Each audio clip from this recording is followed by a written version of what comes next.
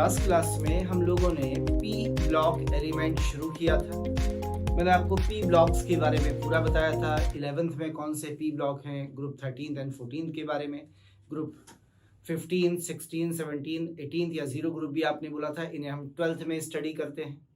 फिर मैंने आपको बताया था इनर्ट पेयर इफेक्ट क्या होता है, उसके कॉन्सिक्वेंसेस थोड़े से मैंने आपको बताए थे। पी ब्लॉक एलिमेंट्स की कुछ प्रॉपर्टीज बताई थी कि metals, non metal, metalloid, liquid, solid सब इसमें प्रेजेंट होते हैं। और हमें शुरू करना था 11th क्लास की टॉपिक्स को, और हम शुरू करने जा रहे हैं बेटा यहाँ से 13 ग्रुप, या हम लोग इसे मॉडर्न टेबल का 3rd ए ग्रुप भी कहते हैं, या बोरान फैमिली एलिमेंट्स को। तो शुरू करते हैं। सबसे पहले हम बात करते हैं एलिमेंट्स की। यदि बोरान फैमिली के एलिमेंट्स की बात की जाए तो हमारे पास एलिमेंट्स है बेटा boron, aluminium, gallium, indium, thallium. हम ऐसे याद करते थे, बैंगन, आलू, गाजर, इन्हें तोलो नहीं, ऐसे करके। नहीं कौन था, इसके नीचे NH निहोनियम, जो मैंने नहीं लिखा है। हम इतनी ही स्टडी करेंगे, आगे की स्टडी नहीं करेंगे। यदि हम बात करें बेटा इन एलिमेंट्स के एटॉमिक नंबर्स की, तो मैंने आपको बताया था इसमें 2 जोड़ दीजिए तो इसका एटॉमिक नंबर आता है 5। 8 जोड़ेंगे इसके बाद तो आएगा 13। इसके बाद हम 18 जोड़ते थे तो 31 आता था। फिर 18 जोड़ते थे तो 49 आता था, और फिर 32 जोड़ते थे तो 81 आता था। ये हैं इनके एटॉमिक नंबर्स। आइए थोड़ी सी बातें इनके बारे में जान लें। यदि हम बोरान की बात करते हैं बेटा, तो बोरान एक मेटेलॉइड होता है। क्या होता है? It is a metalloid and, और नेचर में कैसा होता है? एम्फोटेरिक, यानी मेटेलॉइड भी है और एम्फोटेरिक नेचर का है। एम्फोटेरिक नेचर मतलब एसिड और बेस दोनों से रिएक्ट कर सकता है। यदि हम बात करते हैं एल्यूमिनियम के बारे में थोड़ी सी, तो आइए थोड़ी सी बातें एल्यूमिनियम के बारे में भी कर ली जाए। तो एल्यूमिनियम एक मेटल है और नेचर में ये भी एम्फोटेरिक होता है। सारे के सारे बोरान के बाद ये जितने भी एलिमेंट्स हैं, ये सारे के सारे ऑल आर, ये सब कैसे हैं बेटा? मेटल्स, सारे के सारे। केवल बोरान है जो नॉन मेटेलिक है या थोड़ा मेटेलॉइड कह सकते हैं, इसके अलावा सारे मेटेलिक एलिमेंट्स होते हैं। एल्यूमिनियम की बात की जाए, कैसा होता है बेटा? एम्फोटेरिक है, और यदि हम बात करें तो it is most abundant metal of earth crust. ये सबसे ज्यादा एबंडेंट मेटल होता है। कुछ खास बातें होती हैं इसमें। It is a good reducing agent, एक अच्छा रिड्यूसिंग एजेंट होता है। इन थर्माइट मिक्सचर यूज किया जाता है, किसमें? थर्माइट मिक्सचर में। What is thermite mixture? ये एक स्ट्रॉन्ग रिड्यूसिंग एजेंट मिक्सचर है जिसमें आप Fe2O3 का पाउडर लेते हैं और साथ में लेते हैं एल्यूमिनियम पाउडर। इन दोनों के पाउडर्स में प्लस लिख दूं, ज्यादा अच्छा होगा। चलिए, इन दोनों का मिक्सचर लेते हैं। 3 पार्ट ये, 1 पार्ट ये बाई मास, यानी 3:1 के रेशियो में प्रेजेंट होते हैं बाई मास। यानी 3 पार्ट Fe2O3 और 1 पार्ट एल्यूमिनियम को लिया जाता है, और ये थर्माइट मिक्सचर काम करता है एक रिड्यूसिंग एजेंट का। मेटलर्जी में हम पढ़ेंगे बहुत सारी रिएक्शंस होती हैं जिनमें रिड्यूस करने के लिए हम इस थर्माइट मिक्सचर को या एल्यूमिनियम के पाउडर को इस्तेमाल करते हैं इस आयरन ऑक्साइड पाउडर के साथ। अच्छा रिड्यूसिंग एजेंट है, मैंने आपको बताया। एम्फोटेरिक एलिमेंट है, मोस्ट एबंडेंट मेटल भी होती है। आइए थोड़ा सा और आगे बढ़ जाते हैं, थोड़ी सी बात करते हैं इसके बारे में। कौन है ये? गैलियम। गैलियम के बारे में बस ये समझ लीजिए खास बात कि ये लिक्विड होता है एट रूम टेम्परेचर। ये आपको रूम टेम्परेचर पर किस स्टेट में मिलता है? लिक्विड स्टेट में मिलता है। It is liquid at room temperature. तो गैलियम के बारे में बस इतना काफी है कि लिक्विड होता है ये रूम टेम्परेचर पर। बाकी थैलियम जो होता है ये टॉक्सिक एलिमेंट होता है। टॉक्सिक, कुछ लोग पहले इसे डकविल प्लेटिपस के नाम से जानते थे, फिलहाल तो हम इसे टॉक्सिक मानते हैं। और थैलियम की प्रॉपर्टीज की बहुत ज्यादा हमें स्टडी करनी भी नहीं। थोड़ा सा 13 ग्रुप एलिमेंट्स के बारे में बेसिक सा इंट्रोडक्शन है बेटा, कि बोरान एक मेटेलॉइड है एंड एम्फोटेरिक एलिमेंट है। एल्यूमिनियम, गैलियम, इंडियम, थैलियम सारे मेटल्स होते हैं। एल्यूमिनियम एक एम्फोटेरिक मेटल होता है। एम्फोटेरिक मतलब एसिड और बेस दोनों से रिएक्ट करता है। पढ़ेंगे हम इसकी प्रॉपर्टीज भी। कहते हैं मोस्ट एबंडेंट मेटल है, एलिमेंट नहीं कहा है मैंने, थर्ड मोस्ट एबंडेंट एलिमेंट है, पर मेटल सबसे ज्यादा एबंडेंट होता है ऑक्सीजन सिलिकॉन के बाद। ये मोस्ट एबंडेंट एलिमेंट है और मोस्ट एबंडेंट मेटल है, याद रखिए। ठीक, अच्छा रिड्यूसिंग एजेंट होता है। एल्यूमिनियम पाउडर को बहुत सारी रिएक्शन में आप एज अ रिड्यूसिंग एजेंट इस्तेमाल करते हैं। इसके कुछ कंपाउंड्स कॉम्प्लेक्स हाइड्राइड जैसे लिथियम एल्यूमिनियम हाइड्राइड वगैरह भी इस्तेमाल किए जाते हैं एज अ रिड्यूसिंग एजेंट। एक थर्माइट मिक्सचर होता है मेटलर्जी में, जिसे रिड्यूसिंग एजेंट की तरह यूज करते हैं, जिसमें 3 पार्ट आयरन ऑक्साइड और 1 पार्ट एल्यूमिनियम पाउडर होता है बाई मास। दोनों पाउडर्ड फॉर्म में होते हैं और बाई मास, यानी मैंने 3 ग्राम आयरन ऑक्साइड लिया है तो मैं केवल 1 ग्राम एल्यूमिनियम को लेता हूं। तो ये 4 ग्राम मिक्सचर बनाया, 1 ग्राम एल्यूमिनियम का, 3 ग्राम आयरन के ऑक्साइड का, और इसे नाम दे दिया थर्माइट मिक्सचर। थर्माइट क्यों कहते हैं? क्योंकि हाई टेम्परेचर पर हम इसे इस्तेमाल करते हैं, तो थर्म का मतलब ही होता है टेम्परेचर। मेटलर्जी में हम इसके बारे में डिस्कस करेंगे। एक छोटा सा इंट्रोडक्शन है, आगे बढ़ते हैं थोड़ा सा। अब इनके बारे में एक एक पॉइंट्स पढ़ते हैं, प्रॉपर्टीज को पढ़ना शुरू करते हैं। तो चलिए आगे बढ़ जाते हैं। और सबसे पहली हेडिंग पहले नंबर पर जो हम पढ़ने जा रहे हैं बेटा, वो है ये, जिसका नाम होता है इलेक्ट्रॉनिक कॉन्फ़िगरेशन। यदि हम इनके इलेक्ट्रॉनिक कॉन्फ़िगरेशन की बात करें तो किसी भी एलिमेंट का जब हम कॉन्फ़िगरेशन लिखते हैं, सबसे पहले उससे प्रीवियस, उसके पहले वाली नोबल गैस लिखेंगे बेटा। नोबल गैस के बाद हम यहाँ NH2 और NP1, ये इसका कॉन्फ़िगरेशन होता है वैलेंस शेल का। यानी इनके वैलेंस शेल में कितने इलेक्ट्रॉन्स होते हैं? 3 valence electron. They have 3 valence electron. इनके वैलेंस इलेक्ट्रॉन 3 होते हैं। इसके पहले बीच में D और F भी आएंगे, पर अभी नहीं, थोड़ा सा रुक के आइए एलिमेंट्स और उनके कॉन्फ़िगरेशंस को एक बार देखना चाहेंगे। तो एलिमेंट कौन से हैं बेटा हमारे पास? बोरान है, एल्यूमिनियम है, गैलियम है, इंडियम है और थैलियम है। यदि मुझे इनके कॉन्फ़िगरेशंस लिखने हैं तो नोबल गैस सब में लिखी जाएगी। तो सबसे पहली नोबल गैस जो होती है वो है बोरान से पहले आने वाली हीलियम। दूसरे नंबर पर जो आएगी वो है नियॉन। तीसरे नंबर पे जो आएगी वो है आर्गन। चौथे नंबर पे जो आएगी वो है क्रिप्टॉन। और सबसे लास्ट में आती है इट इज ज़ीनॉन। ये आपकी नोबल गैसेस हो गई। अब इसके बाद हमें इलेक्ट्रॉन्स को भर लेना है बेटा। तो जरा बताइए, इनके थोड़ी देर पहले मैंने आपको एटॉमिक नंबर्स बताए थे, मैं याद दिला देता हूं। बोरान का मैंने आपको 5 बताया था, एल्यूमिनियम में 8 जोड़ा था, 13 बताया था। यहाँ एकदम से 18 जुड़ता है, यानी डी इन्वॉल्व हो जाता है, इसलिए यहाँ हो जाते हैं 31। फिर से आ जाइए, 18 फिर से जोड़ेंगे तो ये हो गया था 49, और अब आपने 32 जोड़ा था तो ये हो गया था 81, यानी इसमें एफ भी इन्वॉल्व हो जाएगा। क्लियर? चलिए भरना शुरू करते हैं जरा इलेक्ट्रॉन्स को। कैसे भरेंगे? Look here. तो ये कौन से पीरियड में है? सेकंड पीरियड में। तो n बराबर 2 हो गया, तो कॉन्फ़िगरेशन होगा 2s2 2p1। यहाँ पे आ जाइए 3s2 3p1। अब हम जाएंगे 4s में। पर जरा ध्यान दीजिएगा, आर्गन में 18 है और 31 इलेक्ट्रॉन भरने हैं, तो 13 आपको चाहिए। तो होगा क्या? इलेक्ट्रॉन प्रेजेंट होंगे 3d में 10, 4s में 2, 4p में 1। जो आपका वैलेंस है देखो वो चौथा है और इसमें अब भी 3 इलेक्ट्रॉन। तो वैलेंस शेल में 3 ही इलेक्ट्रॉन रहने हैं, रिमेंबर ऑलवेज, ये हमेशा आपको याद रखना है। थोड़ा सा आगे बढ़ जाते हैं, तो फिर से डी में होंगे कितने? 10, 5s2 5p1। अब 32 बढ़ गया। यदि 32 बढ़ गया तो एफ में भी आ जाओगे बेटा। तो कौन सा एफ पहले आया होगा? पहले आया होगा 4f में 14 इलेक्ट्रॉन, डी में भी आए होंगे 5d में 10 इलेक्ट्रॉन, और फिर आया होगा 6s2 एंड 6p1। लीजिए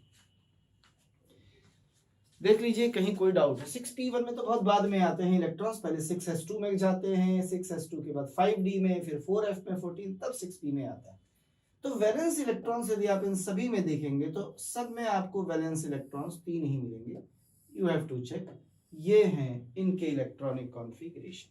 हमेशा याद रखिए, जहां 18 आता है वहां डी में इलेक्ट्रॉन आते हैं, जहां 32 आता है वहां एफ में इलेक्ट्रॉन्स आने शुरू हो जाते हैं। यानी यहां पर n-2 f होगा n-1 d होगा जब n की वैल्यू किसको ओवरलैप किसको पार करना शुरू कर जाएगी, 4 और 5 को पार करना शुरू कर जाएगी। यहां से देखिए d आ जाता है। क्लियर है बेटा? तो बनाइए, ये हैं इनके इलेक्ट्रॉनिक कॉन्फ़िगरेशन और इन्हीं इलेक्ट्रॉनिक कॉन्फ़िगरेशन से हम इनकी अगली हेडिंग निकालेंगे जिसका नाम होगा वैलेंसी एंड ऑक्सीडेशन स्टेट।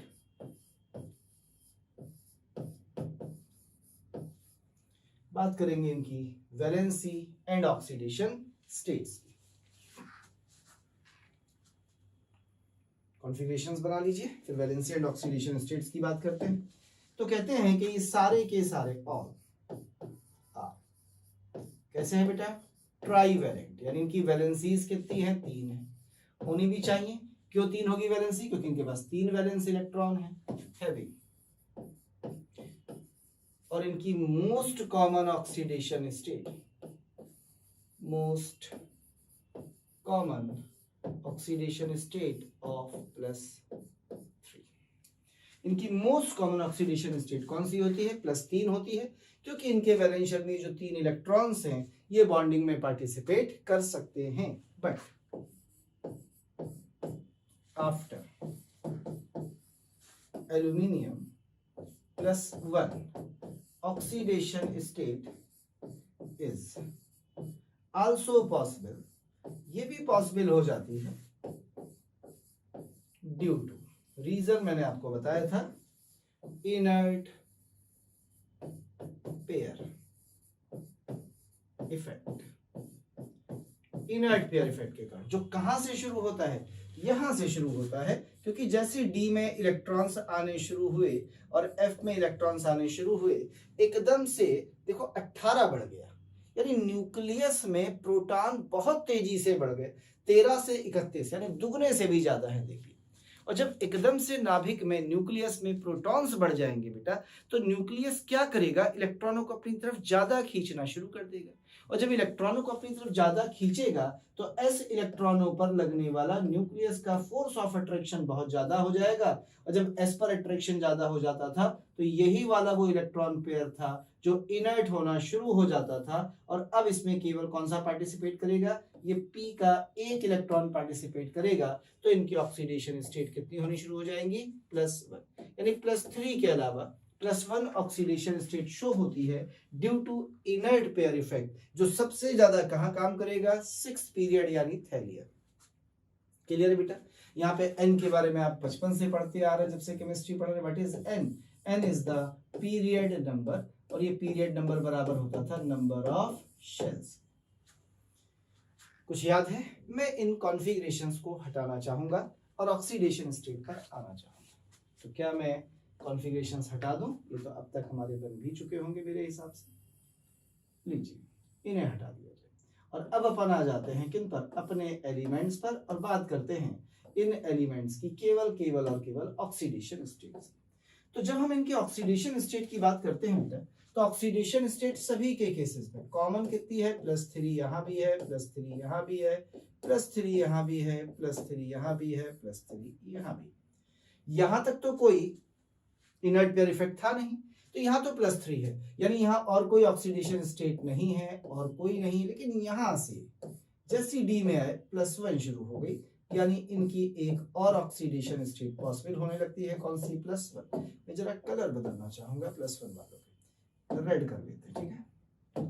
तो यहाँ तो कोई नहीं होगी, यहाँ कोई नहीं, पर यहाँ हो जाएगी +1, यहाँ भी हो जाएगी +1, यहाँ भी हो जाएगी +1।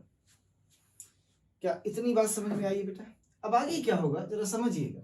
ये +3 ऑक्सीडेशन स्टेट है। यदि मैं इसमें नीचे की तरफ आता हूं, किसमें? +3 ऑक्सीडेशन स्टेट में यदि अपन नीचे की तरफ आते हैं, ऊपर से नीचे की तरफ आते हैं, तो जो स्टेबिलिटी है +3 की वो डिक्रीज होनी शुरू हो जाती है, और जो स्टेबिलिटी है +1 की वो इंक्रीज होनी शुरू हो जाती है। इधर से बनाता हूं, तो नीचे आने पर जो स्टेबिलिटी है, स्टेबिलिटी ऑफ +3 ऑक्सीडेशन स्टेट वो क्या होने लगती है? डिक्रीज होने लगती है। इसका मतलब ऊपर ये स्टेबल ऑक्सीडेशन स्टेट है, ये स्टेबल ऑक्सीडेशन स्टेट है, ये स्टेबल है, पर जब हम नीचे आएंगे इसके बाद तो +1 स्टेबल होनी शुरू हो जाती है। जैसे यदि हम इसकी बात करें तो यहाँ सबसे स्टेबल कौन सी होती है? +1, नॉट +3। यहाँ +3 स्टेबल ना होकर +1 स्टेबल होती है, यानी स्टेबिलिटी ऑफ +3 ऑक्सीडेशन स्टेट नीचे आने पर घट रही है। तो इधर से क्या मैं ये बोल सकता हूँ कि जब मैं इधर से नीचे की तरफ आऊंगा, आइए तो हम कहेंगे stability of +1 oxidation state increase होती है ड्यू टू इनर्ट पेयर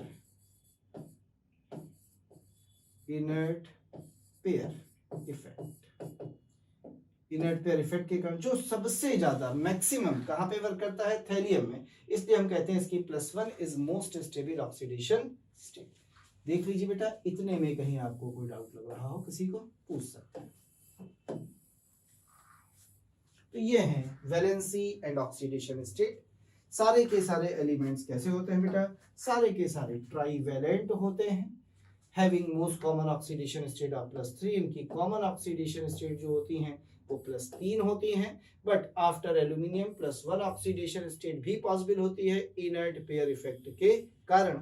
और जैसे जैसे नीचे आएंगे +1 की स्टेबिलिटी बढ़ेगी, क्योंकि इनर्ट पेयर इफेक्ट नीचे आने पर बढ़ेगा। देख लीजिए बेटा, कहीं कोई डाउट हो? इसका मतलब हम कह सकते हैं इनको देखते हुए कि जो थैलियम है, किसकी बात कर रहे हैं? थैलियम, Tl, इसकी जो +3 है वो लेस स्टेबल है, और इसकी जो Tl+1 है वो ज्यादा स्टेबल है। लेकिन यदि यहीं पर हमसे पूछा जाए इंडियम के बारे में, तो हम कहेंगे इसकी +3 ज्यादा स्टेबल है और इसकी +1 कम स्टेबल है। इसका मतलब थैलियम +3 के जो कंपाउंड हैं वो थैलियम +1 में जाना चाहेंगे, यानी रिड्यूस होना चाहेंगे। तो थैलियम +T एक अच्छा ऑक्सीडाइजिंग एजेंट होगा, क्योंकि इसका रिडक्शन बड़ी आसानी से हो जाएगा। क्लियर है बेटा? तो ये है valency and oxidation state of boron family के बारे में। बना लीजिए।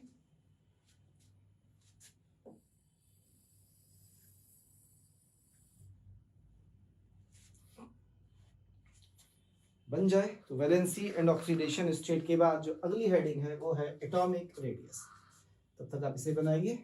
नेक्स्ट हेडिंग होगी एटॉमिक रेडियस। आप एटॉमिक साइज भी कह सकते हैं। क्या मैं अब इसे हटा दूं बेटा? चलिए बात करते हैं एटॉमिक रेडियस की। देखिए, नॉर्मली तो ये होता है कि जब हम ऊपर से नीचे की तरफ आते हैं तो नंबर ऑफ शेल्स बढ़ते हैं, तो एटॉमिक रेडियस इंक्रीज होती है और होनी भी चाहिए, क्योंकि शेल्स बढ़ते जाएंगे, वैलेंस इलेक्ट्रॉन न्यूक्लियस से दूर जाएगा तो एटॉमिक रेडियस बढ़ेगी। पर यहाँ एक छोटी सी समस्या आती है। समस्या ये आती है कि जब हम एल्यूमिनियम से गैलियम में जाते हैं तो एकदम से न्यूक्लियस में प्रोटॉन, मैंने बताया था, दुगने से भी ज्यादा हो जाते हैं, यानी 18 प्रोटॉन एकदम से बढ़ जाते हैं, और डी इलेक्ट्रॉनों का स्क्रीनिंग इफेक्ट काम कर नहीं पाता। और जब डी इलेक्ट्रॉनों का स्क्रीनिंग इफेक्ट काम कर नहीं पाता तो न्यूक्लियस का अट्रैक्शन वैलेंस इलेक्ट्रॉन पर तेजी से बढ़ जाता है, तो गैलियम के साइज में एकदम से कॉन्ट्रैक्शन हो जाता है। और जैसे ही गैलियम के साइज में कॉन्ट्रैक्शन होता है, जो गैलियम का साइज होता है वो एकदम से रिड्यूस हो जाता है। तो नीचे जाने पर रेडियस बढ़नी चाहिए, यानी एल्यूमिनियम की रेडियस बोरान से ज्यादा होनी चाहिए, बिल्कुल होती है। गैलियम की रेडियस एल्यूमिनियम से ज्यादा होनी चाहिए थी, पर ऐसा हो नहीं पाया। और ऐसा ना होने का जो बेसिक रीजन था वो मैंने आपको क्या दिया बेटा, कि एकदम से क्या हुआ है कि 18 प्रोटॉन न्यूक्लियस में बढ़े हैं और 10 डी इलेक्ट्रॉनों का जो स्क्रीनिंग इफेक्ट है वो बहुत इफेक्टिव नहीं है, वो एक पुअर स्क्रीनिंग इफेक्ट है, जिसके कारण गैलियम के इलेक्ट्रॉनों पर न्यूक्लियस का फोर्स ऑफ अट्रैक्शन एकदम से बढ़ गया, जिसके कारण गैलियम का साइज एकदम से रिड्यूस हो गया। अब नीचे जाने पर बढ़ेगा, इसके बाद आएगा इंडियम और उसके बाद आएगा थैलियम, यानी हाँ, रेडियस सबसे ज्यादा थैलियम की ही होगी। अब आपके दिमाग में सवाल आ रहा होगा, सर ये तो आप थैलियम में भी दिखा सकते हैं, लेंथेनाइट कॉन्ट्रैक्शन होता है। हाँ होता है, इसीलिए इंडियम और थैलियम की एटॉमिक रेडियस में बहुत ज्यादा डिफरेंस नहीं पाया जाता। थैलियम इंडियम से बड़ा जरूर है पर बहुत ज्यादा बड़ा नहीं है, क्योंकि यहाँ पर लेंथेनाइट कॉन्ट्रैक्शन आता है, थोड़ा काम करता भी। यह है एटॉमिक रेडियस के बारे में। याद रखिएगा, पूछेगा कि एल्यूमिनियम की रेडियस गैलियम से बड़ी क्यों है या गैलियम की एल्यूमिनियम से छोटी क्यों है, तो आप कहेंगे कि इसमें एकदम से 18 प्रोटॉन न्यूक्लियस में बढ़ने के कारण इफेक्टिव न्यूक्लियर चार्ज बढ़ गया, D electron screening effect provide नहीं कर पाए, शील्ड नहीं कर पाए न्यूक्लियस के line of force of attraction को, उन्होंने वैलेंस इलेक्ट्रॉन को ज्यादा खींचा जिससे साइज सिकुड़ गया। इसे अपन नाम दे सकते हैं ट्रांजिशन कॉन्ट्रैक्शन या डी ब्लॉक कॉन्ट्रैक्शन ऐसे करके। हालांकि ट्रांजिशन कॉन्ट्रैक्शन हम पढ़ते बढ़ते हैं नहीं, बस मैंने समझाने के लिए एक वर्ड बोल दिया। तो ये था बेटा किसके बारे में, एटॉमिक रेडियस के बारे में। आइए एटॉमिक रेडियस के बाद अगली हेडिंग की बात कर देते हैं। अगली हेडिंग बड़ी इंपॉर्टेंट भी है और यह हेडिंग है आयोनाइजेशन एनर्जी। आयोनाइजेशन एनर्जी, और आयोनाइजेशन एनर्जी को याद करने के लिए मैं आपको दे रहा हूं एक ट्रिक, और उस ट्रिक का नाम है दीदी। दी दी DIDI दीदी। DD का मतलब है डिक्रीज इंक्रीज डिक्रीज इंक्रीज। यानी यदि मैं ग्राफ की मदद से समझना चाहूं इसे, तो जरा देखिएगा मैं क्या बनाने जा रहा हूं। मैंने यहां से शुरू किया सपोज करिए, ठीक है ना, आयोनाइजेशन एनर्जी। तो पहले क्या हुई, डिक्रीज यहां तक, फिर क्या हुई, इंक्रीज, फिर क्या हुई, डिक्रीज, और फिर क्या हुई, इंक्रीज। ये है, देखिए ध्यान से समझिएगा, decrease increase decrease increase decrease increase. ये अजीब सा डब्लू बना हुआ है, टेढ़ा मेढ़ा सा ना, ऑसिलेशन टाइप दिख रहा है। तो याद रखिए इसमें बस एलिमेंट की सेटिंग करनी भी है, तो एलिमेंट वाइज जरा सेट कर लिया जाए। तो एलिमेंट सबसे ऊपर कौन है, बोरान। बोरान के बाद यहाँ एकदम से कौन आ गया, एल्यूमिनियम। एल्यूमिनियम के बाद यहाँ कौन आ गया, गैलियम। गैलियम के बाद यहाँ कौन आ गया, इंडियम, और फिर यहाँ पर कौन आ गया, थैलियम। इट इज क्लियर, कुछ समझ में आया है। तो ये ट्रेंड है किसका, आयोनाइजेशन एनर्जी का। यानी कि मैं आयोनाइजेशन एनर्जी को लिखना चाहूं कि लिखे तो कैसे लिखेंगे, तो हम ऐसे लिखेंगे बेटा, बोरान की सबसे ज्यादा है, बोरान के बाद फिर एल्यूमिनियम, बोरान के बाद एल्यूमिनियम, ध्यान से देख, घटी, और फिर गैलियम की क्या हो जाएगी, बढ़ जाएगी, फिर गैलियम की बढ़ी, फिर इंडियम की घट जाएगी, इंडियम की घटी। यानी देखो गैलियम को यदि हम देखें तो इस गैलियम की आयोनाइजेशन एनर्जी इससे भी ज्यादा, पड़ोसी से भी ज्यादा, दोनों से ज्यादा है इंडियम। और फिर थैलियम की फिर से बढ़ जाएगी, यानी थैलियम की फिर से बढ़ गई, यानी इंडियम की देखो तो गैलियम से भी कम, थैलियम से भी कम। तो एक्चुअली ये है आपके पास आयोनाइजेशन एनर्जी का ऑर्डर। सवाल है ऐसा सब क्यों हुआ, बहुत आसान है समझना। देख बोरान की तो ज्यादा होनी भी चाहिए क्योंकि एटॉमिक रेडियस सबसे छोटी है, सबसे छोटा साइज, सबसे छोटा साइज है, तो वैलेंस इलेक्ट्रॉन न्यूक्लियस के काफी नजदीक होगा, और वैलेंस इलेक्ट्रॉन यदि न्यूक्लियस के नजदीक होगा तो उस पर न्यूक्लियस का अट्रैक्शन ज्यादा होगा, अट्रैक्शन ज्यादा होगा तो उससे इलेक्ट्रॉन निकालने के लिए हमें ज्यादा एनर्जी रिक्वायर्ड होगी, हमें बेटा ज्यादा एनर्जी देनी पड़ेगी, ज्यादा एनर्जी की जरूरत होगी। क्लियर है, आगे बढ़ेंगे। हम एल्यूमिनियम से जैसे गैलियम पर जाएंगे तो बोरान की तो एल्यूमिनियम से ज्यादा है, पर जैसे गैलियम पर गए, देखिए गैलियम का साइज छोटा हो गया एल्यूमिनियम से, तो जब गैलियम का साइज एकदम से घट गया तो आयोनाइजेशन एनर्जी एकदम से बढ़ जाएगी, क्योंकि साइज घटते ही क्या होगा बेटा, वैलेंस इलेक्ट्रॉन न्यूक्लियस के पास आ जाएगा, और जैसे ही वो न्यूक्लियस के पास आएगा न्यूक्लियस का अट्रैक्शन बढ़ जाएगा, इलेक्ट्रॉन निकालने के लिए ज्यादा एनर्जी देनी पड़ेगी, फिर घटा इंडियम पर। उसके बाद एकदम से थैलियम में फिर क्यों बढ़ा, क्योंकि थैलियम में आते ही वो 32 इलेक्ट्रॉन आए होंगे, वाले लेंथेनाइट कॉन्ट्रैक्शन हुआ होगा, इसका भी साइज मैंने कहा था ना, इसके लगभग बराबर है, लेकिन इसके लिए हम यहां से यहां तक एटॉमिक नंबर का डिफरेंस देखें तो याद करिए इंडियम का 49 था और थैलियम का 81, तो बहुत ज्यादा डिफरेंस है इनके किसमें, नंबर ऑफ प्रोटॉन से न्यूक्लियस में 32 का फर्क है, यानी इसका न्यूक्लियस बहुत पावरफुल है, उसने इलेक्ट्रॉनों को बहुत ताकत से खींचा, इसीलिए थैलियम के केस में आपकी आयोनाइजेशन एनर्जी एकदम से बढ़ गई है। यानी कि मैं पूरा ऑर्डर ध्यान से देखूं तो सबसे ज्यादा है बोरान, उसके बाद है थैलियम, फिर है गैलियम, फिर है एल्यूमिनियम, सबसे कम है इंडियम। यदि मैं पूरा ऑर्डर बनाऊं ठीक से तो इसमें पूरा एक ऑर्डर बना है, आप चेक कर सकते हैं। सबसे ज्यादा बोरान की है, चेक करिए, फिर थैलियम की है, फिर गैलियम की, फिर एल्यूमिनियम की, सबसे लास्ट में इंडियम है। यदि आप ग्राफ को ठीक से देखें तो जो भी फिगर बना है टेढ़ा मेढ़ा खिंचा हुआ, तो ये है आयोनाइजेशन एनर्जी का ऑर्डर। देख लीजिए यहां तक कहीं कोई डाउट हो। तीसरी प्रॉपर्टी पर आगे बढ़ते हैं। इसके बाद बात करेंगे इसकी, जिसका इलेक्ट्रो नेगेटिविटी की। अब देखिए जहां तक इलेक्ट्रोनेगेटिविटी का सवाल है बेटा, एक बड़ा सिंपल सा कॉन्सेप्ट समझिएगा इलेक्ट्रोनेगेटिविटी के लिए, कि जैसी जिसकी रेडियस सबसे कम है उसकी इलेक्ट्रोनेगेटिविटी सबसे ज्यादा।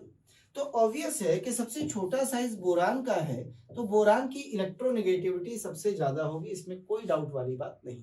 लेकिन ध्यान से देख, एल्यूमिनियम का साइज बड़ा है गैलियम से। ध्यान से देखना, एल्यूमिनियम का साइज गैलियम से बड़ा हो गया, इसका मतलब साफ है कि इसकी इलेक्ट्रोनेगेटिविटी एल्यूमिनियम से ज्यादा होगी, और इसका साइज फिर से घटा है तो इसकी भी इलेक्ट्रोनेगेटिविटी इंडियम से ज्यादा होगी। तो जो ऑर्डर है थोड़ा अनकंफर्टेबल सा है। देखिएगा, बेरियम के बाद आता है थैलियम, थैलियम के बाद आता है इंडियम, इंडियम के बाद आता है गैलियम, और सबसे कम होती है इलेक्ट्रोनेगेटिविटी एल्यूमिनियम। इसका मतलब ये हुआ, यदि मैं रेगुलर ट्रेंड में इसको लिखना चाहूं, अभी मैं आपको लिख के दिखाता हूं, मैं इनकी इलेक्ट्रोनेगेटिविटी की वैल्यूज भी लिख देता हूं, कभी शायद आपके काम आ जाए। ये 2.0 होती है, ये 2.0 होती है, ये 1.8 होती है, ये 7 होती है, ये 1.6 के करीब होती है, और ये 1.46 यानी 1.5 के करीब है। तो ये इनकी इलेक्ट्रोनेगेटिविटी इसकी वैल्यूज हैं एट पाउलिंग स्केल। हाइड्रोजन से बहुत थोड़ी सी कम है। देखिए बोरान की मेटेलॉइड है। यदि मैं इस ट्रेंड को यहां से उठा के यहां देखना चाहूं, देखिएगा क्या है, बोरान की ज्यादा है एल्यूमिनियम से, ठीक। उसके बाद नीचे जाने पर बढ़ रही है, एल्यूमिनियम से ज्यादा गैलियम, गैलियम से ज्यादा इंडियम, इंडियम से ज्यादा thallium. That will be the order of electronegativity. यानी पहले एल्यूमिनियम तक घटी तो एल्यूमिनियम की सबसे कम।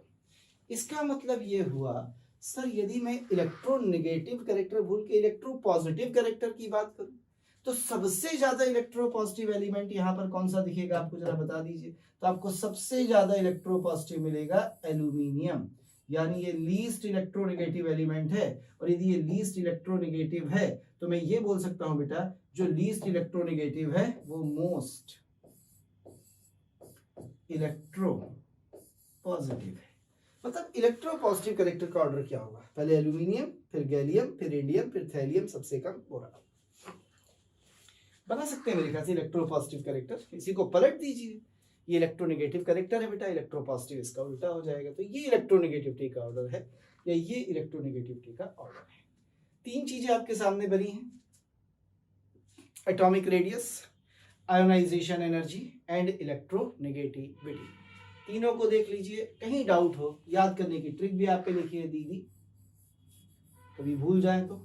एक्सेप्शन बहुत है इसमें, रेडियस भी, आयोनाइजेशन भी, इलेक्ट्रोनेगेटिविटी देखिए अजीब सी आ रही है, इलेक्ट्रो पॉजिटिव कैरेक्टर भी अलग टाइप का आएगा जबकि नीचे जाने पर बढ़ता है नॉर्मली। अभी मैं इसमें मेल्टिंग पॉइंट की बात करूंगा, वो भी अजीबो गरीब हैं। तो बहुत सारे एक्सेप्शन है ग्रुप में। बन गया, हटाऊं? चलिए थोड़ा सा आगे बढ़ जाते हैं। इसके बाद अगली प्रॉपर्टी की बात करते हैं बेटा, और अगली जो प्रॉपर्टी है वो है melting point. Melting points,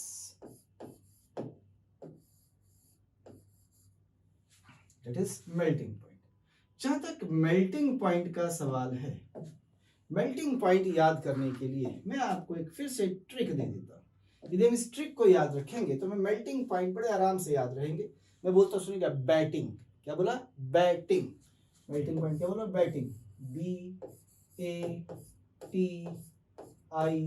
BATING, batting. ये है भैया बैटिंग का कौन सा ऑर्डर होता है? Decreasing order. बैटिंग और बनाते हैं, बैटिंग का मतलब ठीक से बनाते हैं। बैटिंग का मतलब सबसे पहला बी यानी बोरान, तो इसका मेल्टिंग पॉइंट सबसे ज्यादा हाईएस्ट। इसके बाद ए से एल्यूमिनियम, T से थैलियम, In से इंडियम और सबसे कम गैलियम होना भी चाहिए रूम टेम्परेचर पर। आप ही ने कहा था कि गैलियम लिक्विड है, यदि ये लिक्विड है तो पहले ही गला हुआ पिघला हुआ बैठा है, और क्या पिघलाओगे भाई, मेल्ट कराओगे इसे। तो it is the order of melting points. अब ये मेल्टिंग पॉइंट का सर ऐसा ऑर्डर क्यों है, तो इसके लिए तो हमें इन सबके क्रिस्टलाइन स्ट्रक्चर्स देखने पड़ते हैं। जैसे बोरान का तो स्ट्रक्चर ही गजब का होता है भाई भैया, आइकोसहेड्रल स्ट्रक्चर होता है, B12 की फॉर्म में पाया जाता है, बड़ा टाइट स्ट्रक्चर है, इसलिए इसको तोड़ना मेल्ट कराना मुश्किल होता है, इसलिए इसका मेल्टिंग पॉइंट बहुत हाई होता है। तो इसकी जो यूनिट होती है बोरान की, वो पाई B12 की फॉर्म में जाता है। B12 की बहुत सारी ढेर सारी यूनिट्स आपस में मिलती हैं तब ये बनती हैं। तो इतना बनाइए, फिर मैं आगे चलता हूँ। ये बात हो गई मेल्टिंग पॉइंट। मेल्टिंग पॉइंट के बाद आगे बढ़ते हैं अगली प्रॉपर्टी पर। अगली प्रॉपर्टी इसके बाद जो आती है वो है डेंसिटी, नहीं सॉरी, इससे पहले बॉइलिंग पॉइंट्स ले लेते हैं। मेल्टिंग पॉइंट हो गए हैं, तो ये बॉइलिंग पॉइंट्स की भी बात कर लीजिए। बॉइलिंग पॉइंट्स, देखिए बॉइलिंग पॉइंट्स बड़े इनके रेगुलर हैं, ऊपर से नीचे की तरफ जाइए बॉइलिंग पॉइंट डिक्रीज होते हैं। यानी यदि मैं ऊपर से नीचे का मतलब सबसे ज्यादा किसका होगा, बोरान का, फिर किसका होगा, एल्यूमिनियम का, फिर किसका होगा, गैलियम का, फिर इंडियम का, फिर थैलियम। यानी जब हम इन्हें लिक्विड में कन्वर्ट करेंगे पहले, और उसके बाद हम बात करेंगे इनके बॉइलिंग पॉइंट्स की, तो सबसे ज्यादा तो बोरान का ही होगा, उसके सबसे लास्ट में होगा थैलियम का। ये एक रेगुलर ट्रेंड है। और दूसरा एक रेगुलर ट्रेंड और होता है बेटा, है वो रेगुलर ट्रेंड होता है डेंसिटी का।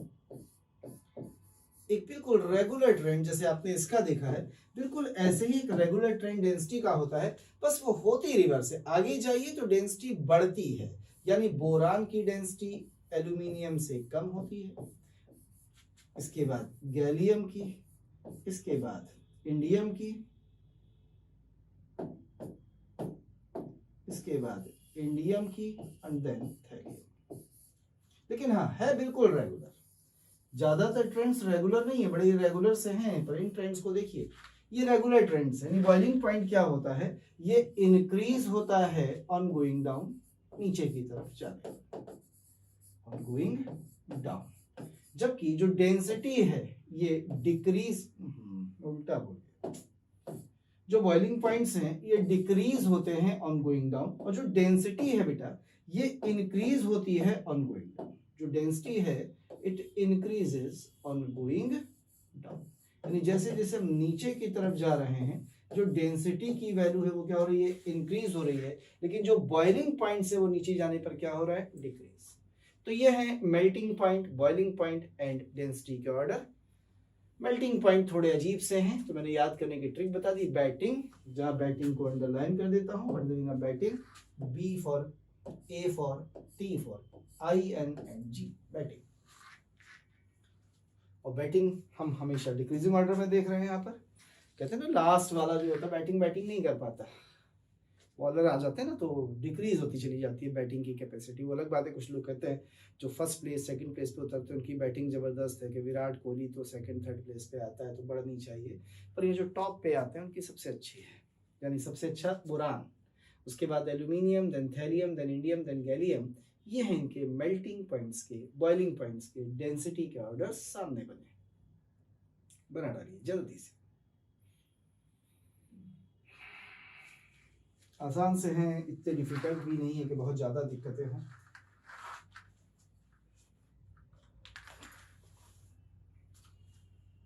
बता दूं,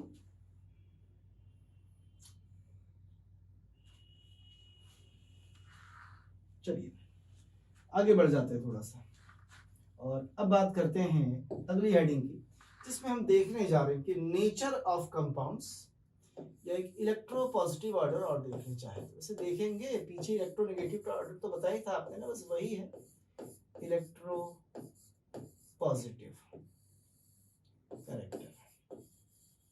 इलेक्ट्रो पॉजिटिव कैरेक्टर का सिंपल सा मतलब है कि किसकी इलेक्ट्रो पॉजिटिविटी कम है और किसकी इलेक्ट्रो पॉजिटिविटी ज्यादा। तो यदि मैं इनकी इलेक्ट्रो पॉजिटिव कैरेक्टर की बात करूं, तो इलेक्ट्रो पॉजिटिविटी में सबसे ज्यादा होता है एल्यूमिनियम, इसकी इलेक्ट्रो पॉजिटिव कैरेक्टर सबसे ज्यादा है। एल्यूमिनियम के बाद आता है गैलियम, गैलियम के बाद आता है इंडियम, इंडियम के बाद आता है थैलियम और then boron.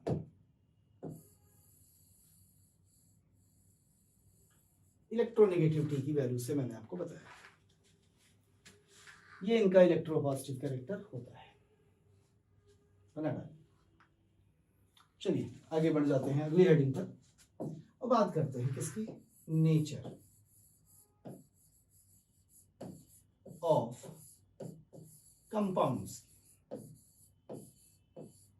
Of 13th group.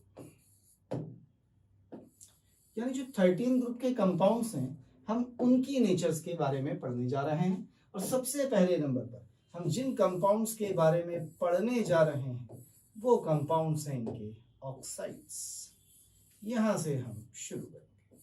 कहते हैं जितने भी बोरान फैमिली के कंपाउंड हैं ये सारे के सारे ऑक्साइड्स बनाते हैं M2O3 टाइप के। सवाल है क्यों? मान लीजिए M कोई भी एलिमेंट ऑफ बोरान फैमिली है, तो आपने बोला इसकी वैलेंसी कितनी है, 3। इसकी मोस्ट कॉमन ऑक्सीडेशन स्टेट कितनी है, +3। और ऑक्सीजन की वैलेंसी कितनी है, 2। और कॉमन ऑक्सीडेशन स्टेट -2। अब आप वैलेंसी मान लो या चार्ज जो भी आपको पसंद हो, बस इन्हें क्या करना है, क्रॉस मल्टीप्लाई। तो क्या बनेगा, M2O3 यानी इसमें एलिमेंट और ऑक्सीजन का जो रेशियो है वो 1:1.5 है। क्या कह सकते हैं, या 2:3 है। कहते हैं ऐसे ऑक्साइड्स जिनमें एलिमेंट्स का रेशियो 1:1.5 होता है इन्हें कहते हैं sesqui oxide. Sesqui oxide, sexy नहीं बेटा, सेस्क्यू। तो सेक्सी ऑक्साइड समझो, ऑक्साइड सेक्सी नहीं होते, सेस्क्यू ऑक्साइड। सेस्क्यू का मतलब जिनमें रेशियो क्या होता है बेटा, 2:3 होता है, यानी 1:1.5 का रेशियो होता है, उन्हें कहते हैं सेस्क्यू ऑक्साइड। एक नाम दे दिया जाता है, ऐसे क्यों कहा जाता है ये भी मैं आगे बताऊंगा आपको। तो इस तरह के ऑक्साइड सारे के सारे बनाते हैं। बनाइए, तो मैं इनके ऑक्साइड बना के दिखाता हूं। ऊपर का हटा दो बेटा, पूरा बना लीजिए, फिर मैं ऊपर से लिखना शुरू कर दूंगा।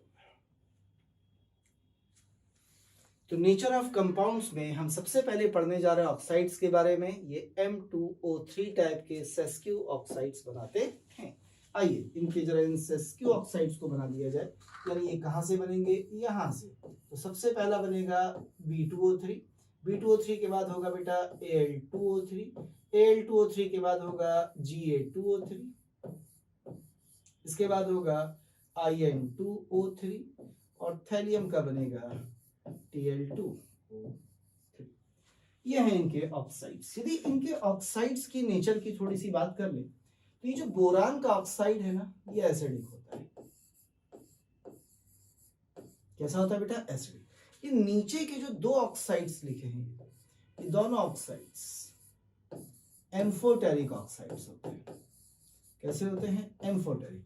और इसके जो नीचे के दो ऑक्साइड्स हैं, हालांकि इसमें +1 वाला ज्यादा बेसिक होता है, पर ये स्लाइटली बेसिक होते हैं। These are slightly basic. तो ये एम्फोटेरिक ऑक्साइड्स हैं, ये ऑक्साइड एसिडिक होते हैं, जबकि ये स्लाइटली बेसिक इन नेचर होता है। यानी मैं कह सकता हूं कि इन ऑक्साइड्स में ऊपर से नीचे की तरफ आइए, जैसे जैसे ऑक्साइड्स में ऊपर से नीचे की तरफ आएंगे, एसिडिक से एम्फोटेरिक, एम्फोटेरिक से बेसिक हो रहे हैं, यानी नीचे की तरफ आने पर एसिडिक कैरेक्टर घट रहा है या बेसिक कैरेक्टर बढ़ रहा है। जहां तक B2O3 का सवाल है, इसे तो हम लोग पढ़ेंगे, पर इसमें एक बड़ा इंपॉर्टेंट जो हमारे सामने है वो है Al2O3 ऑक्साइड। ये इतनी ढेर सारी फॉर्म्स में पाया जाता है कि हम पढ़ते पढ़ते थक जाते हैं। मैं इसको ऐसे याद करता हूं, देखिएगा, कोड, COD, कोड, बाजी, बाजी, चलेगा, कोड बाजी, ये सब Al2O3 है। अब देखिए कोड बाजी का मतलब क्या है। कोड बाजी में एक नाम छिपे हुए हैं। सबसे पहले मैं लिखना चाहूंगा इनके फॉर्मूले। जब वो कोड बाजी कहता है ना, तो आगे लिख लीजिए। सबसे पहले नंबर पर आता है Al2O3, जिसमें एक भी वाटर नहीं है, प्योरेस्ट फॉर्म कॉल्ड कोरंडम। जैसे आप D पे आएंगे तो एक पानी आ जाता है, .H2O। जैसे आप B पर आएंगे तो दो पानी आ जाते हैं, Al2O3। जैसे आप G पर आएंगे एक और वाटर आ जाता है। बस याद करने का एक तरीका है कि कोडबाजी। अब इनके नाम क्या है सर, आपने तो कोडबाजी लिख दिया, एक्चुअली इनके नाम हैं क्या? तो आइए जरा मैं इनके नाम पूरे कर देता हूँ कोडबाजी के। तो ये जो लिखा है को, इसका मतलब corundum, corundum is the purest form of Al2O3। D से है डायस्पोर, डायस्पोर ये तो जानते होंगे, बॉक्साइट, इसी से एल्यूमिनियम को एक्सट्रैक्ट किया जाता है, इसी चैप्टर में पढ़ेंगे। और ये है gypsite, what is that? Gypsite. लीजिए, तो कोरेंडम कौन है? Al2O3। डायस्पोर कौन है? Al2O3.H2, ये बॉक्साइट है और ये जिप्साइट है। क्लियर? अब इसमें मैं उठाऊंगा इस फॉर्म को, which is said to be corundum. कौन सी फॉर्म है? Purest form, it is the corundum, purest form. चलिए पहले आप इतना बना लीजिए, क्योंकि मैं बोर्ड थोड़ा खाली चाहूंगा, तो मैं उधर का हिस्सा हटा दूंगा अभी। आप बना लीजिए, मैं कोरेंडम पर आऊंगा, मुझे इसके बारे में थोड़ा सा पढ़ना है, कोरेंडम के बारे में।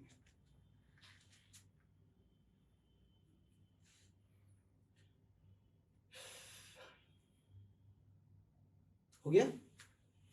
चलिए हटा देते हैं जरा। तो हम बात कर रहे थे किसकी? कोरेंडम। आइए मिलते हैं इस कोरेंडम से। तो ये रहा आपका कोरेंडम, हम इसे एल्यूमिना के नाम से भी जानते हैं, इट इज कोरेंडम, या हम लोग इसे एल्यूमिना के नाम से भी जानते हैं। तो जब ये प्योर फॉर्म में है तो इसका कोई कलर नहीं है, और हम इसमें इम्प्योरिटी ऐड कर देते हैं, एडेड सम इम्प्योरिटी। जब हम सॉलिड में इम्प्योरिटी ऐड करते हैं तो ये अलग अलग कलर बनाता है, तो अलग अलग कलर पे इम्प्योरिटी ऐड करने पर इट बिकम्स, ये कैसा हो जाता है? रेड हो जाता है कभी कभी। इधर के हटा दूं, चलिए कैसा हो जाता है? रेड हो जाता है कभी कभी। कभी कभी ये रेड नहीं होता, कभी कभी ये हो जाता है ब्लू, नीला, और कभी कभी ये नीला भी नहीं होता, कभी कभी यही हो जाता है ग्रीन, इट इज ग्रीन। लीजिए अब इसे हटा दो बेटा, इधर वाला हटा देते। अभी कोरेंडम के बारे में पढ़ रहे हैं, तो जैसे ये रेड होता है, कैसा होता है? रेड, तो इसका नाम होता है रूबी, हिंदी में माणिक, शायद माणिकी कहते हैं, वो लाल रंग का एक पत्थर होता है ना, लोग उसमें पहनते हैं अंगूठियों में। Ruby, blue sapphire, Neelam, blue is sapphire.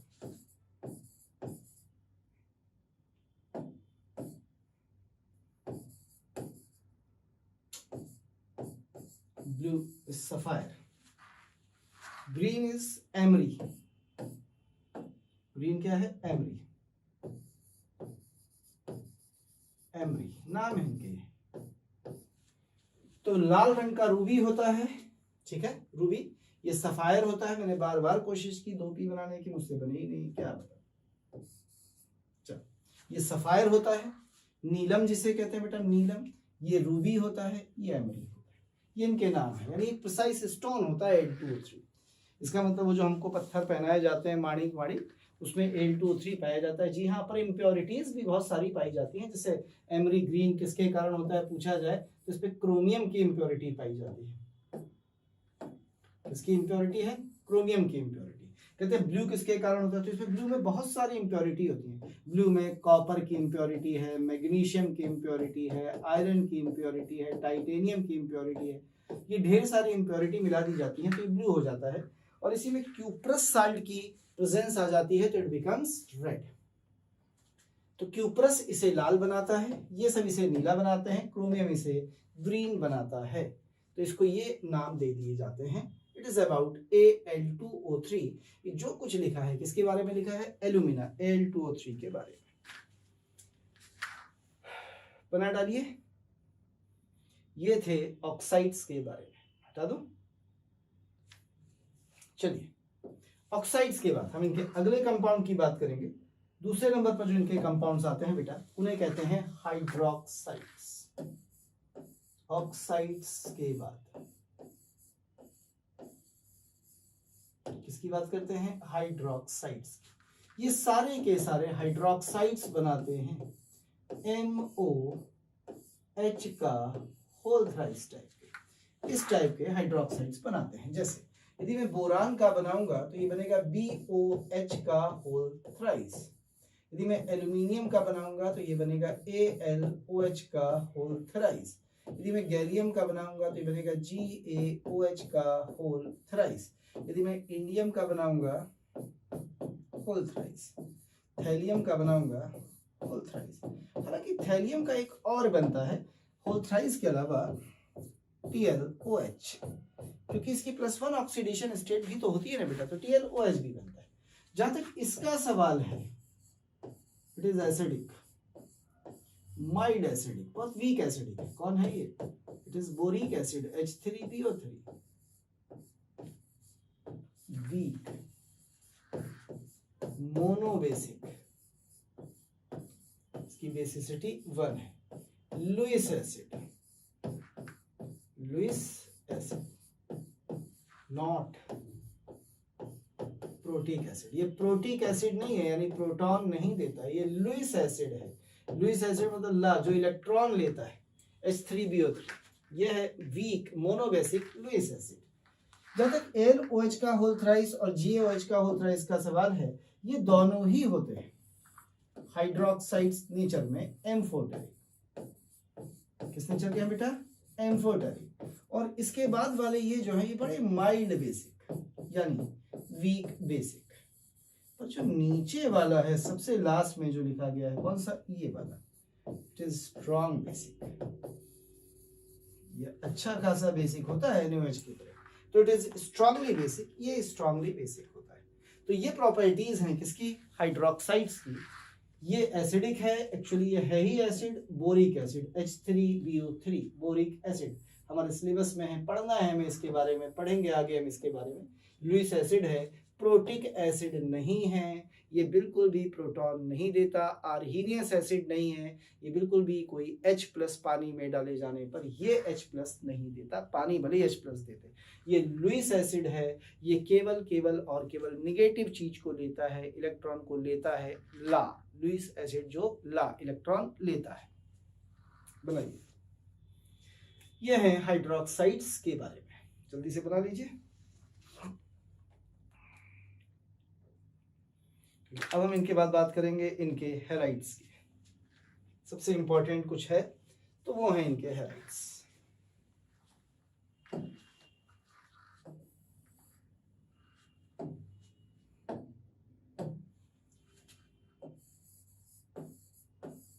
बात करेंगे इनके हैलाइड्स। द मोस्ट इंपॉर्टेंट, सबसे इंपॉर्टेंट यदि इसमें कुछ है तो वो इनके हैलाइड्स। हटा दो, चलिए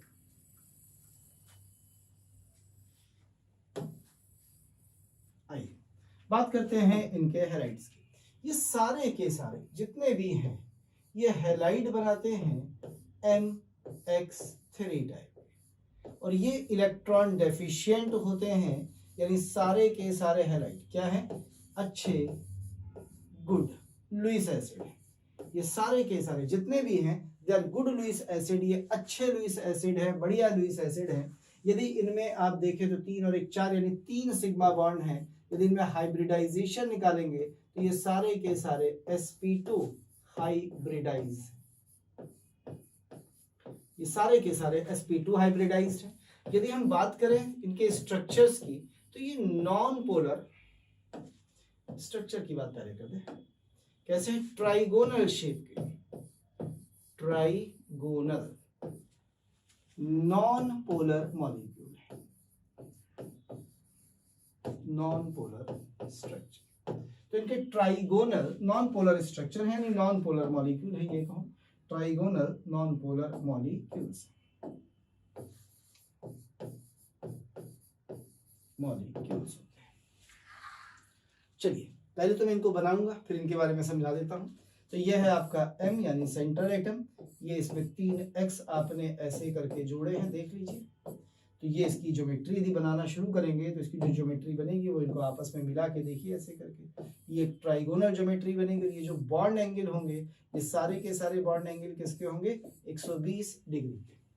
तो ये ट्राइगोनल शेप है। नॉन पोलर क्यों है, केमिकल बॉन्डिंग में आप इसे पढ़ चुके हैं, क्योंकि रिजल्टेंट डाइपोल मोमेंट यदि मैं यहाँ निकालूंगा तो इसका जो रिजल्टिंग डाइपोल मोमेंट आएगा वो कितना आएगा 0।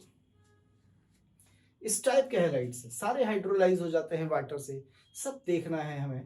पहले इतना बनाइए फिर मैं हैलाइड्स के बारे में थोड़ा सा और बताता हूं।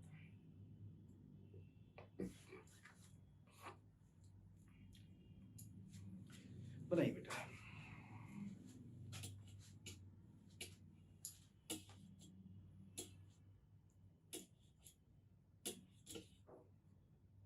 हो गया, चलिए थोड़ा सा आगे बढ़ते हैं। तो इनके हैलाइड्स को यदि बनाया जाए तो अपने हैलाइड जो बनेंगे वो बनेंगी क्या, तो अपन बोरान से बनाते हैं। तो एक बनेगा BX3 जैसे BCl3, एल्यूमिनियम का बनेगा बेटा AlCl3, एल्यूमिनियम का गैलियम का बनेगा GaCl3, इसके बाद बनेगा इंडियम का InCl3 और सबसे लास्ट में बनेगा TlCl3। ये सारे के सारे they are good Lewis acids, ये अच्छे लुईस एसिड होते हैं। और इन लुईस एसिड के बारे में दो ज्ञान की बातें सीख लीजिए। पहला, if central atoms is identical, यदि इनमें सेंट्रल एटम्स सेम हो पर टर्मिनल एटम्स डिफरेंट हो जाए, इफ सेंट्रल एटम्स आइडेंटिकल, तो जरा समझिएगा मैंने यहाँ पे आइडेंटिकल का केवल क्या उठाया है आई, और आई से हमेशा याद रखिएगा आई का मतलब होता है इंक्रीज। अब देखिए कितना आसान हो जाएगा इसे याद करना। आपने सेंट्रल एटम को सेम रखा, जैसे मैंने बोरान रखा, तो मैंने शुरू किया कहाँ से BF3 से, इसके नीचे आएंगे तो BCl3, इसके नीचे आएंगे तो BR3, इसके नीचे आएंगे तो BI3, ऐसे ही बनेंगे बेटा डिफरेंट हैलोजन। तो मैंने क्या बोला, यदि सेंट्रल एटम आई से आइडेंटिकल है तो आई से इंक्रीज होगा आगे जाने पर क्या, लुईस एसिडिक कैरेक्टर। लीजिए आई फॉर इंक्रीज, क्या है ये, it is Lewis acidic character. यानी सबसे स्ट्रॉन्ग लुईस एसिड कौन, BI3, सबसे वीक कौन, BF3। रीजंस पे बाद में जाएंगे, भी याद करने का तरीका सीखिए। दूसरे पॉइंट पर आ जाए, इसी में सेकंड पे सेकंड पे कह रहा है if central atom are different, यदि आपके सेंट्रल एटम्स कैसे हैं, डिफरेंट है। तो अब की मैंने किसको पकड़ा है, जरा ध्यान से देख लिया। अब की अपन किसे पकड़ेंगे, डी को, और डी का मतलब होता है डिक्रीज, डी का मतलब होता है डिक्रीज। तो लीजिए जरा सेंट्रल एटम को डिफरेंट भी करके देख लेते हैं। तो सेंट्रल एटम डिफरेंट करना है, आइए डिफरेंट करते हैं।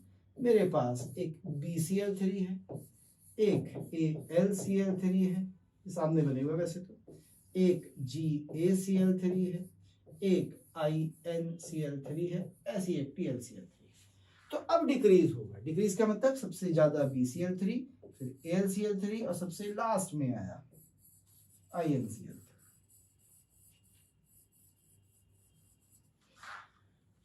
तो ये याद करने का एक सिंपल सा तरीका है बेटा, कि आइडेंटिकल है तो इंक्रीज, डिफरेंट है तो डिक्रीज। जस्ट रिमेंबर इट, याद करने का एक सिंपल आसान सा तरीका कि किसका लुईस एसिडिक कैरेक्टर कम है, किसका लुईस एसिडिक कैरेक्टर ज्यादा है। ये भी ऑर्डर वही है, लुईस एसिडिक कैरेक्टर बना लीजिए।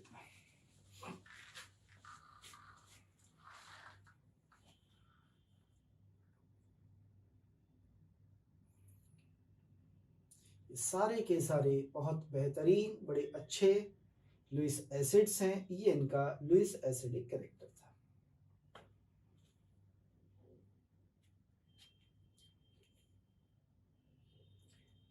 हो गया बेटा।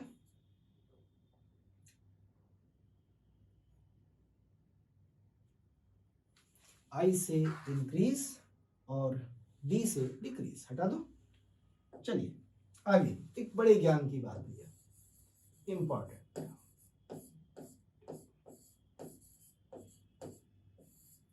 कहते हैं ये जो ट्राई हैलाइड हैं, these try halides, try halides, ये ट्राई हैलाइड अपनी इलेक्ट्रॉन डेफिशिएंसी को, इन पे इलेक्ट्रॉनों की कमी है तभी तो इलेक्ट्रॉन मांग रहे थे, यानी लुईस एसिड जो थे क्यों थे, क्योंकि इलेक्ट्रॉन चाहिए थे। दीज ट्राई हैलाइड्स रिमूव, खत्म कर देते हैं, और decrease their Lewis acidic character, और इसी को हम बोल सकते हैं इलेक्ट्रॉन डेफिशिएंसी और electron deficiency by two methods, दो तरीकों से ये अपनी इलेक्ट्रॉन डेफिशिएंसी को यानी अपने लुईस एसिडिक कैरेक्टर को कम कर सकते हैं। वो दो तरीके क्या हैं वो सीखेंगे अगली क्लास में। आज केवल यहाँ तक, वो दो तरीके मैं आपको सिखाऊंगा, दोनों आपके पढ़े हुए हैं, ऐसा नहीं है, बॉन्डिंग में हमने सब कुछ पढ़ा था, लेकिन फिर से हम एक बार उन्हें देखेंगे।